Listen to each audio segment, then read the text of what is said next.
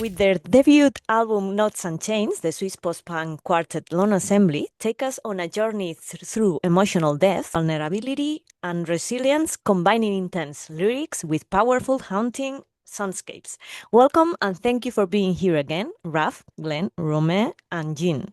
Hi. Hi. Hey. Lone Assembly has grown to over 8,000 monthly listeners on Spotify. How does it feel to see that support? And how would you describe the evolution from your debut EP That Never Happened to your first full-length album, Knots and Chains? And were there any creative breakthroughs along the way? Well, first, thank you, Miri, for having us on your show.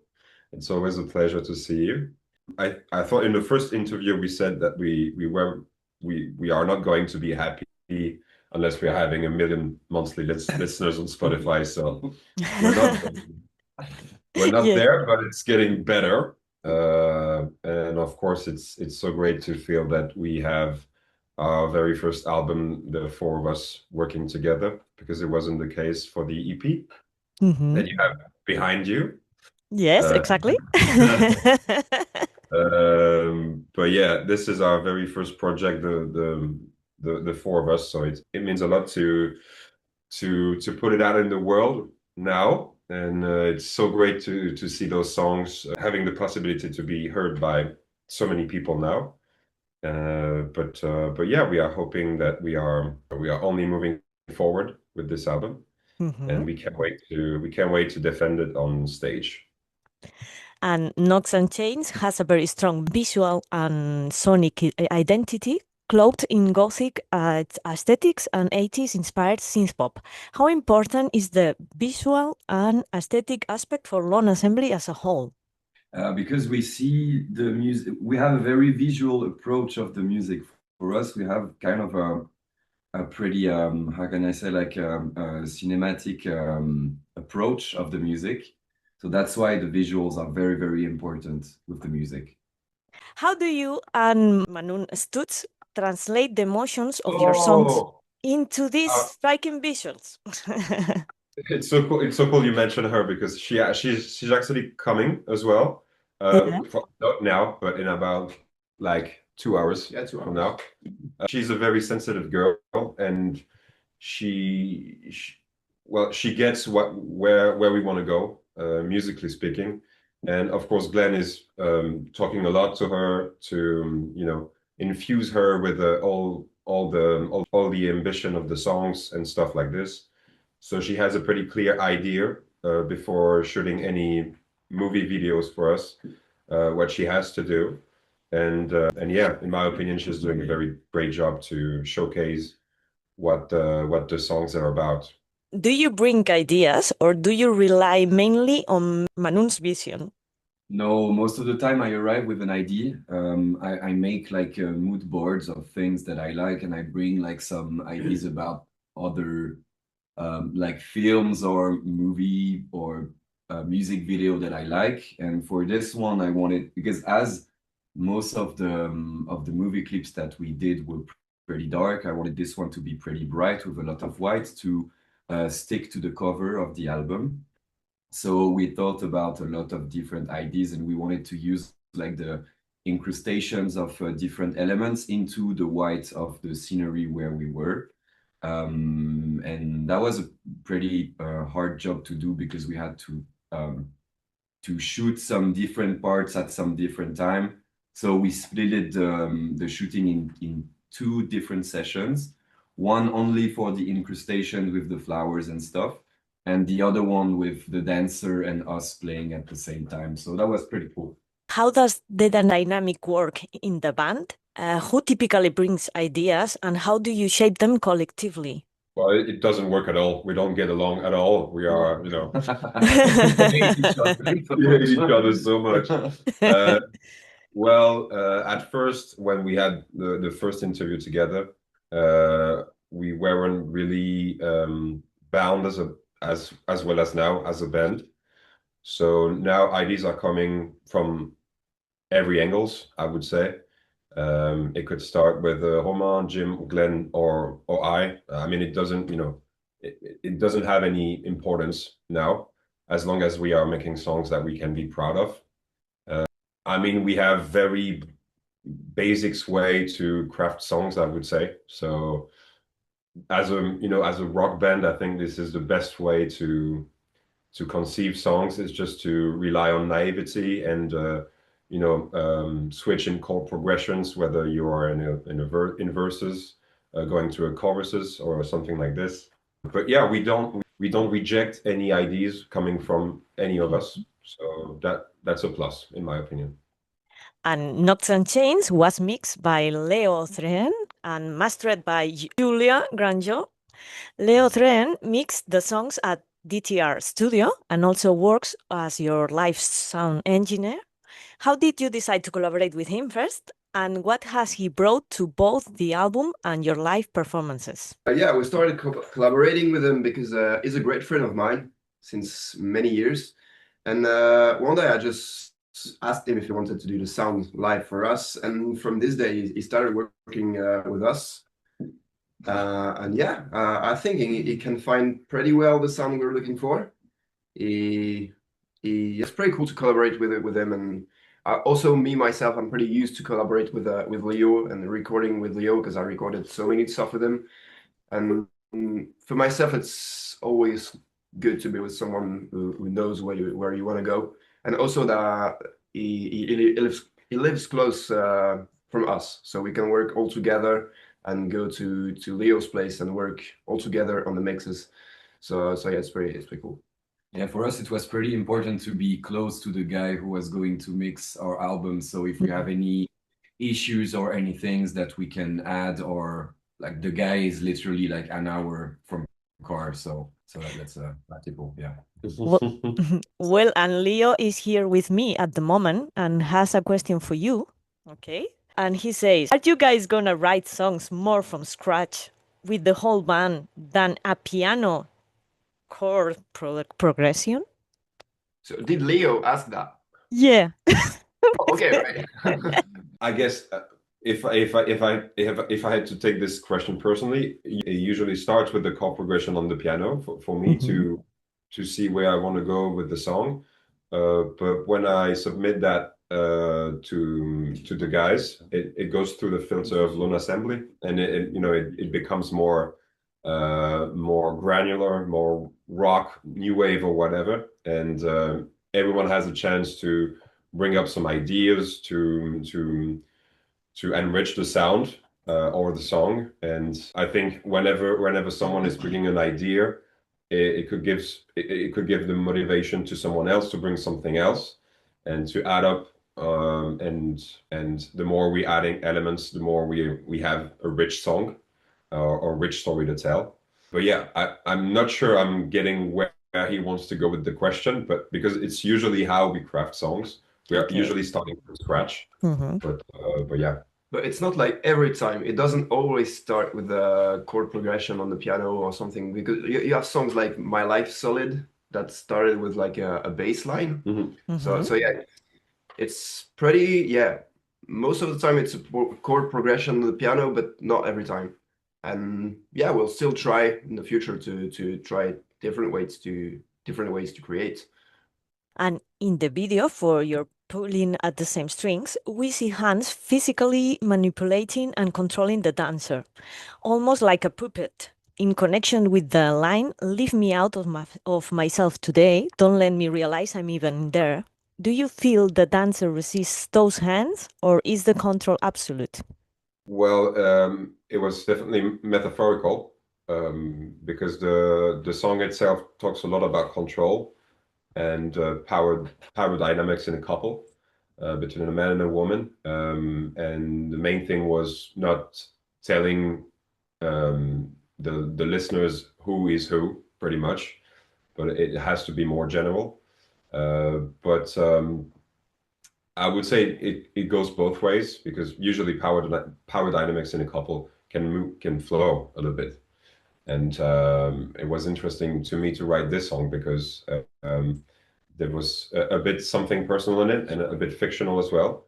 You mentioned this whole puppet thing. It was definitely on my mind when writing the song, and I'm glad we succeeded to put that metaphoric image into the video, into the music video. So to answer your question, I would say the control on someone else goes both ways in the video. I would say, yeah. Call of the Swift opens the album with lines like "Be brave, don't let it be," and "Settle deep in your chest, it shines through thundering." You've also been opening your recent concerts with this song. Did you always imagine it as the starting point of the record? Why did you decide this had to be the song that opens the album and the live shows? I think it was pretty clear whenever we created this song. You know, when you have a new song, Mhm. we were all already picturing the album in our minds. It usually sometimes when you have a song, you can picture like I want this song to start the record, or we want this song to begin our live shows or stuff. And sometimes you create a song and you're like, yeah, that's a number 6 or something like this. I like to have this kind of imagery whenever we have a new song. But for this one, it was pretty clear that it was going to be the album opener. And well, I guess we don't have that many songs, so it's the most accurate song to start a show, in considering what we have right now. Also, Yeah. in the mood, we pretty like to have it as an introduction of the album, because it works pretty good with the progression that it goes like crescendo with, then in the end with the chorus and stuff, where you can hear like the drums coming out and stuff. So that's also where for us it was pretty accurate to put it on number 1 in this album. Yeah. The CD works like this, opens with these captivating synth arpeggios that build tension from the very beginning. How did the idea for that intro come about? Or it was many years ago. Right. It's a very old Yeah. song. It's an old song. I would say maybe I think we had this song not long after we finished worked EP. together. No, No, even when we started to work together. It was a very old project, and we reanimated it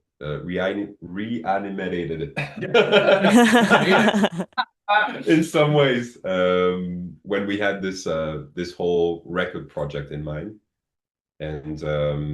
And yeah, what I like about this song, is like it doesn't talk about much about human. Mhm. It talks about like a living organism that would be the city. And yeah, I like this metaphorical parallel between this song and the other song, I would say. But yeah, it's a nice song. Well, two of my favorite songs from the album are Fantasy and Nocturnal Vision. Say whatever you want about them. For me, the Nocturnal Vision is very interesting for the bass line. It's I think the important things in this song, and for Fantasy built with a bass. How do you say that? Thin bass. Yeah. Cool thing with Fantasy, we like it that it's number 2, because it changes the mood pretty much from Call of the Swift, because we wanted something different, like a different approach. And the cool thing is that it works as pretty much as a single, as it's a very, very short format. And we like the fact that it's very dancey and electronic, and it has a little bit of the vibe between, we could say, like, there is something from Indie Open, with like it matches pretty good with this song too. And we wanted something kind of into that kind of mood, which works pretty good. And then for Nocturnal Vision, yeah, it's a pretty cool song. It's a bit different from the other ones too. So Yes. we like to have like different genres of songs into this album, because it's a real like trip into like the world we tried to create amongst the album. Yeah. So I have one fun fact about Fantasy. It's actually a song we haven't actually played all together yet. No. We only produced it for the album. So yeah, we did the recording of this track, but we haven't really played it yet as a band. And we still have to find maybe some arrangements for the live show and stuff, but we haven't played this track yet. Yeah, we still need to figure out how we are going to play this live. Maybe we're gonna, as Romain said, we are going to maybe rearrange it a little bit. And the album title, Knots and Chains, is also included in the song In the Open, which brings a sense of breathing space and release. What does it mean to you? And did you already know this would be the title of the album before you started composing it? Well, in my opinion, it sounds good. Knots and Chains. It has something like, it's very, you don't know, you could think a lot about the title, what it could be. But whenever we wrote In the Open, I've said to the guys, I thought it was Knots and Chains, and there was another title in contention that I can't remember. What was it? The other title? Yeah, the other title. Wasn't it like Tales of the Swift? No, that was for the first song. But oh yeah, that's right. At the very first, there was ideas of calling the album Tales of the Swift. Oh. But it sounded too much like Taylor Swift. Taylor Swift, yeah. Yeah. We decided to be more general, I would say. And I guess it made sense to name it Knots and Chains because we had pretty much all the text already, and they had very similar things in common, including, control. And there was something about this title that made sense for all of that.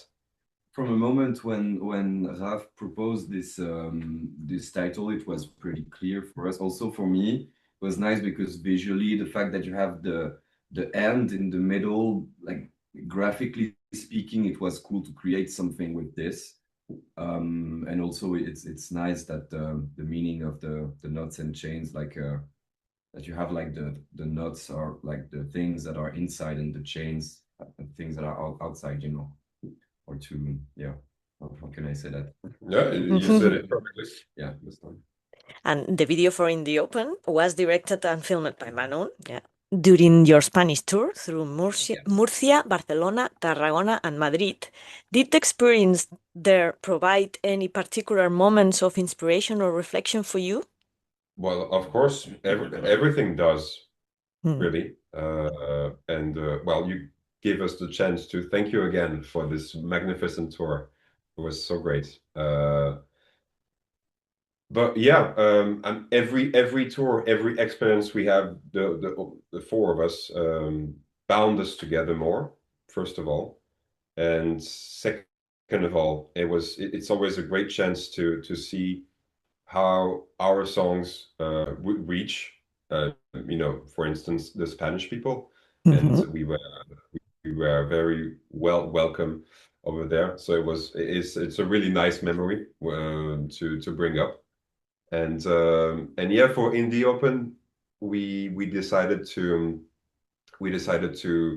show little fragments from this tour, just to remember it forever, I would say. And it's a great showcase for the song because it has something very powerful in a live performance. And the more and more we play this song live, the more I feel we get comfortable playing it.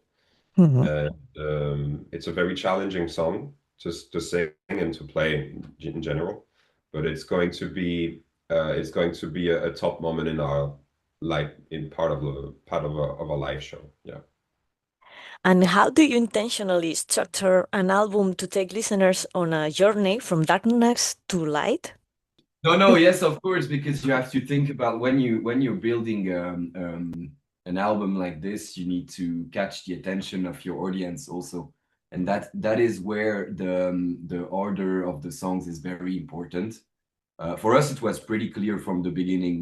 We had ideas about, okay, so where are we going to put this one, as Raphael said before, which is nice, and we really wanted to have like kind of a crescendo, decrescendo, and it's just like you go through the album and you listen to it from track 1 to track 10, and it really yeah, gives you like a deep dive into our world and into the atmosphere that we're trying to. Because of course there is a difference between listening to an album and go to see a band live. For me, it's never the same. But also you have to, because when you're playing live, it's different. The way you're going to captivate your audience. And so for us, when we listen to albums, because we all listen to a lot of music, we like to have this thing of discovering an album from the beginning to the end, and that's where we did like a very big work on the order of the songs, so we know that everybody who could listen the album will really get what we tried to express with this album. Yeah. Yeah, in my opinion, there were two songs that we were pretty much sure where they should be in the album. It was the first one and the last one. We were pretty sure that All of the Swift had to open the album and Dark Score should close it. And the rest was just like, okay, what would be the most accurate way for someone to listen to what we did? And I think whenever I get to listen to it, I'm like, I'm okay with the order. So maybe some people might have different opinions, but that's how we wanted people to listen to it. When you're on tour and arrive in a new city, how do you usually like to spend your time? Whenever we are not playing, I guess what we did every time is every time we get to a new city, we like to sightsee a little bit, like to walk the four of us, the five of us with Leo. We walk through the city. We like we immerse ourselves into the energy of the city. Yeah.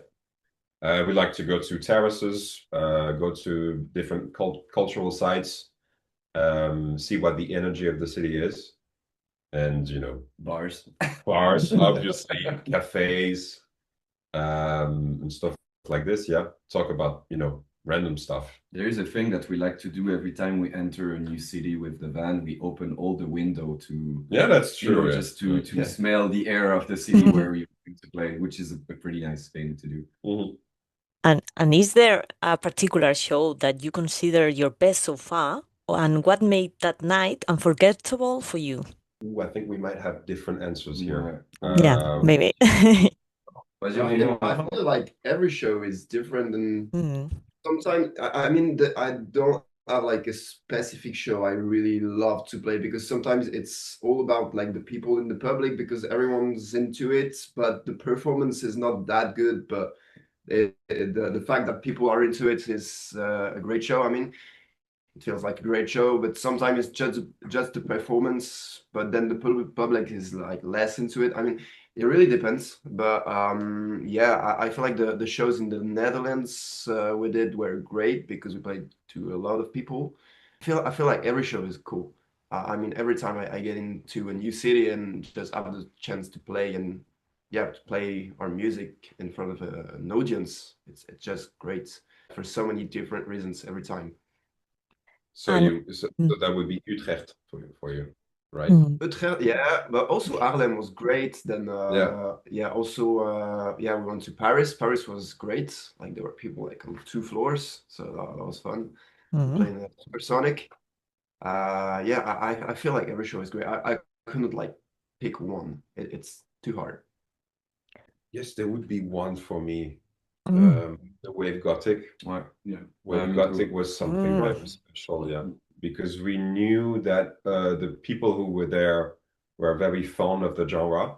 They were very big fans of new wave, post-punk, goth rock music, and it added a little pressure, because we just wanted to be very, we wanted to respect the people that were attending the show. We wanted to respect the chances the organizers gave us to play.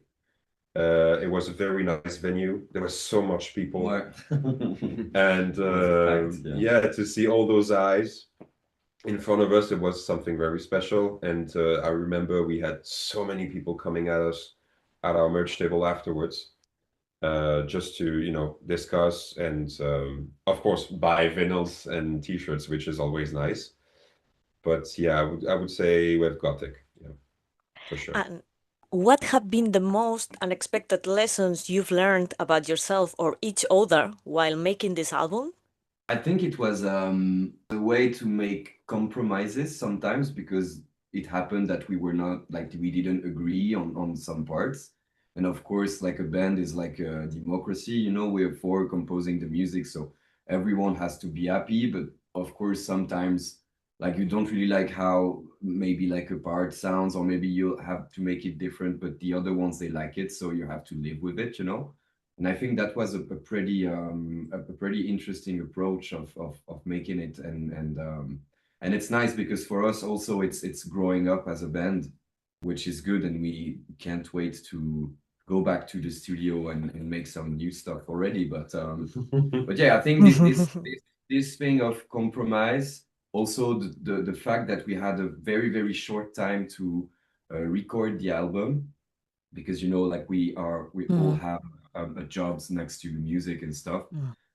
It was a little bit stressful, and also we managed to to just have a gestion of our stress together. But it was a nice experience, I guess, and it was cool. So, and also I think it tied it up us more as a band, which is good.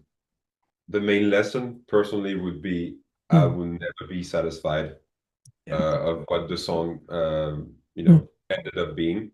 And I guess now I'm getting why artists and musicians keep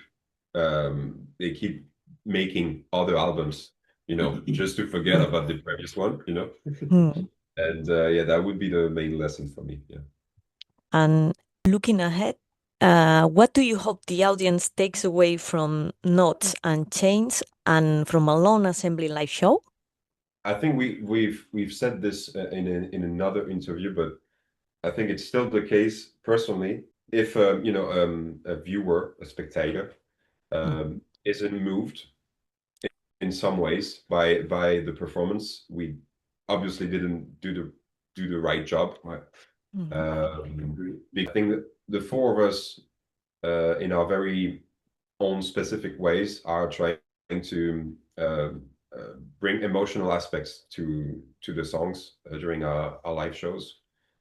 Yeah, that would be a shame personally if someone says like it didn't move me, it didn't give me something special, or it's something we really try to do, is to bring emotion in the center of our live show. Yeah, we are going on a very special tour in May.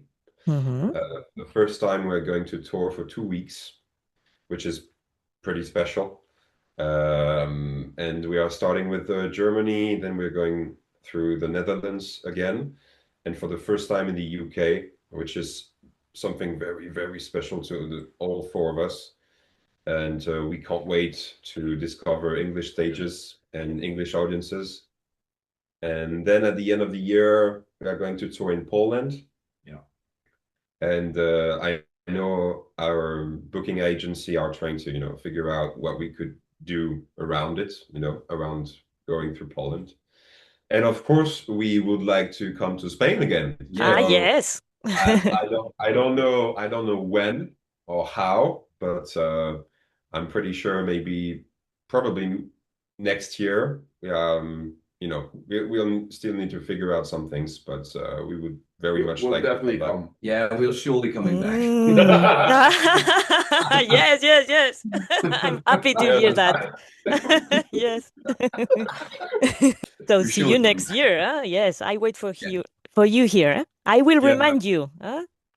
So guys, thank you so much for sharing your time and thoughts with me again. And congratulations on this release, the incoming Europe and UK tour. And we can wait to see you where your son takes you next. Thank you so much, Miri.